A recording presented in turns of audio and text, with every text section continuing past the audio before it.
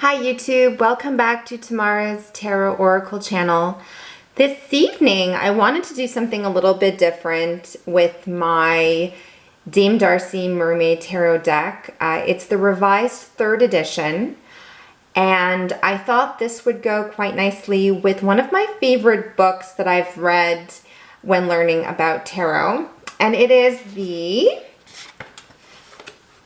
book called A Magical Course in Tarot by Michele Morgan. So it's really difficult the way I've set my camera up here. It's a little bit awkward. Let me try and, there we go.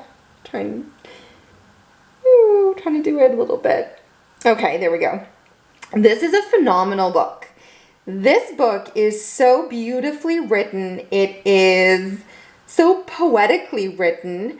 It's simplistic yet creative, and her writing style, Michele Morgan, is just so poetic and so detailed and descriptive that it really, her words just create vivid imagery, which is what I love in an author and their writing style, and what I quite enjoy in a book. So there is a bit of a passage that I wanted to read from this book. Now, the great thing about A Magical Course in Tarot is that it can go with any and every tarot deck out there. There isn't a specific deck chosen for this book, depicted in this book, like an illustrated deck, like the Rider-Waite or Shadowscapes, or the Gilded Tarot, just to name a few examples, and, found in other books.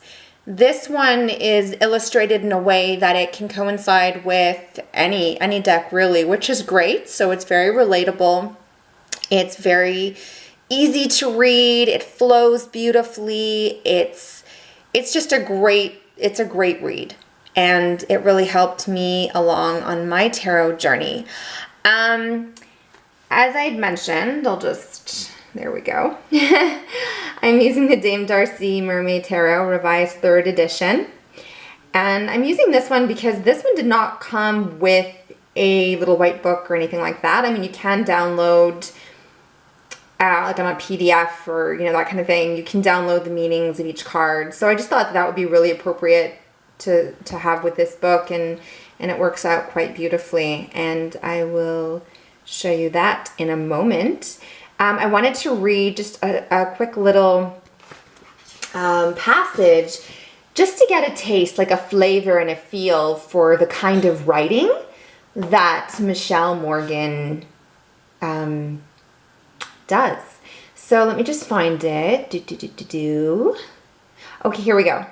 You're holding that book in your hands. Here you'll find an exploration of the ancient art of reading tarot cards, written with magic in mind, rather than science, where rules and tradition indeed have their place, but where instinct and imagination get to roam the woods and play in the meadows, first far from the confines of castle walls.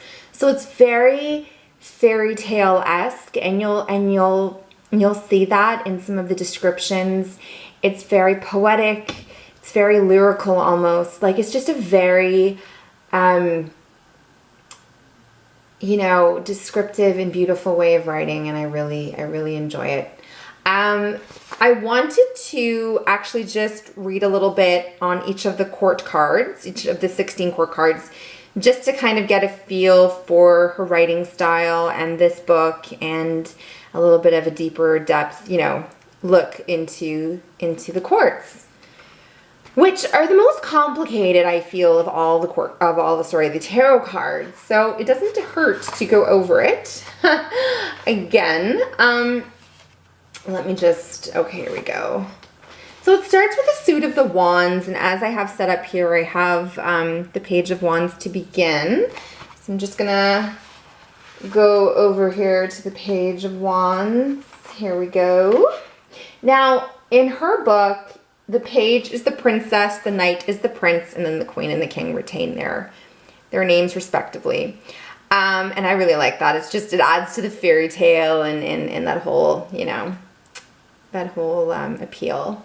So for the Princess of Wands, or the Page of Wands, she basically says, The princess, or in this case, Page of Wands, is a delightful, impulsive character. Her or his energy and enthusiasm are contagious, proving an inspiration to even the most reserved of people. His sense of humor is also catching and often mischievous. He is the one who turns the caged tiger loose in the royal gardens on a lark, who steals into the palace kitchen at midnight for an impromptu supper, playing hide and seek with the surly tower guards. It's very Aladdin. His temper in this case is as quick to flame as his whimsy, and his ideas often come and go just as quickly, for he lacks the maturity and experience necessary to bring them to fruition. Opportunities, news, and revelations surround this fiery child. He will awaken you to the spontaneous and creative spirit of life and provide a fearless sense of adventure. So you really do get a strong sense of a free spirit for the Page of Wands or the Princess of Wands, depending on the deck. When I said this book can be used with any deck, it really can. She's just written it rewording the Page and the Knight, but it absolutely does not conflict or anything like that with a deck that is named Page and Knight. So I'm just gonna turn that over. Okay, the next one we have is the Knight of Wands, and although she calls it the Prince, but that's okay, I'll just rename it. The Knight of Wands is the adventurer, courageous and valiant. He plays with risk as if at a game, and charges into the unknown with the bearing and confidence of a warrior. Often unpredictable, his competitive, restless nature drives him to seek action and change.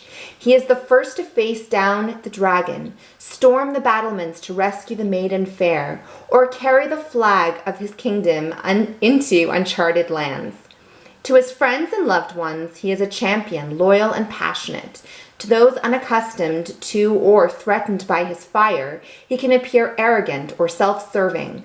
This Prince, or Knight of Wands, will undoubtedly infuse your life with enthusiasm and ambition, possibly enticing you to a change of residence or career. And I really thought that summed up the Knight of Wands quite beautifully.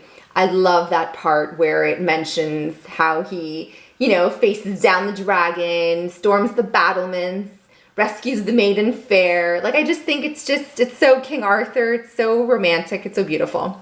So her writing style is just very nice. Okay. I think this video is going to be way too long if I go through each one of the core cards in one sitting. So I'm probably going to have to stop it at one point or some point and continue on. Okay, so the Queen of Wands is a woman of passion and intensity who can command attention with a single word or glance. People are drawn to her almost magically, as her confident nature puts her in the center of every experience. Integrity is her hallmark, and her creative and visionary qualities move others to seek her out for advice and inspiration. She is the one who champions the hunt, oversees the preparations for the celebratory feast, and then charms the contending royalty. Always striving for self-knowledge and actualization, this queen can at times become impatient and sharp with those she deems narrow-minded. Magnetic, willful, she will inspire you to revel in your imagination and always speak your truth. And I just think that's really quite beautiful. Yeah, the fiery, passionate Queen of Wands. Whoops. And then we have the Knight of Wands, the King of Wands. I've already mentioned the Knight. And for the King of Wands, it says, the King of Wands is the visionary, the uncontested master of his personal domain. He is a generous and decisive leader, comfortable in the strength of his convictions. His manner is both honest and charismatic, inspiring respect and admiration in most and intimidation in others. He is the definitive elder of the pride battle-scarred, lying in the sun after the hunt, arrogant yet accessible and loving to his young. The king is not afraid to take action, to protect and defend the honor of those closest to him, and he finds his greatest reward in the commission of service. Dynamic, noble. He will empower you to approach any situation with mastery and courage. Yeah, so then we get to the Page of Cups. I'm just gonna skip to that, or the Princess of Cups, but I will reword it so it goes well with the deck that I have chosen. A fey and charming child. The Page of Cups lives with his devoted family in a beautiful kingdom by the sea. His dreamy, poetic nature and sense of fancy lead him to spend many hours gathering seashells and ribbons and pink glass beads, which he infuses to fashion intricate talisman of love and romance. At times impressionable and naive, often deeply affected by the words or deeds of others, this emotional page is nonetheless willing at any moment to bandage a broken wing, pick the brightest, freshest flowers for the palace sick room, or spin the perfect tale to banish the shadows of a nightmare. Gentle and kind, he will be the first to impart news of a romantic or creative nature, and his messages always inspire hope and delight. Very beautiful. And I mean, the imagery is so vivid that, it's just, you can just envision it in your mind. The Knight of Cups is the lover, romantic and sensitive. He carries the flag of true chivalry and holds his heart in his hand for all to see. Gifted with an expressive, emotional nature, he finds delight in music and the arts, and he in turn can hold others spellbound with his own talents and charm. His idealism and passion can send him spinning off on a gallant quest, wearing the kerchief of his most recent beloved tied with the ribbons of the broken hearts he has left behind. It's not that he is deliberately callow or deceitful. In fact, he often proves to be the truest friend one could ever know. But when it comes to affairs of the heart, this prince is truly in love with love alone. Yes, so watch out for him. The Queen of Cups is the storybook empress. Gentle, loving, kind, she not only provides for the needs and comforts of her own family, but sees to the welfare of all in the kingdom. She is a faithful and devoted wife, offering wise counsel and quiet support to the king and his ministry. Imaginative, empathetic, she nurtures the dreams and desires of all closest to her, as well as her own. Her very touch can be dramatically healing, moving others to seek her out for assistance and care, which she tirelessly gives. At times her maternal instincts can become overbearing, and she must be on guard against her own emotional insecurities. This generous and good-natured woman will inspire you to help those less fortunate than yourself and to connect more deeply with your own intuitive and nurturing aspects. And I think the last one for this video will be the King of Cups. So the King of Cups is a charitable ruler who treats all of his subjects with the same care and respect he affords his own family. He is a quiet-tempered man at ease in the role of husband and father as well as sovereign. A keen eye for beauty and a flair for drama and the arts prove him a champion of style and elegance. His easy manner and philosophical approach inspire many to seek his counsel, and he imparts advice and creative solutions with aplomb.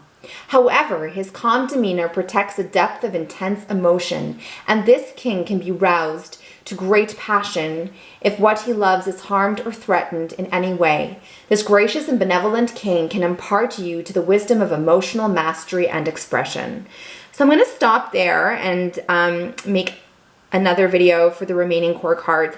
I was really excited to make this video because this book is so beautifully written, and I just wanted to give you an idea of, you know, the wording and the phrasing and just the vivid imagery and beautiful depictions that she gives some of these cards. I just find it incredible. And this book is just truly, it's a very modernized take on learning the tarot. It certainly by no means is like this thick academic, you know, encyclopedic, like that kind of book. That would drive me nuts personally. I need something more fun and flavorful and more concise and sort of today. So anyway, that's what I wanted to share with you. I will be back with another video to finish the court cards with the Swords and Pentacles suit. I really hope you enjoyed this video. Again, it's Tamara's Tarot Oracle channel, and I will be back very soon. Bye.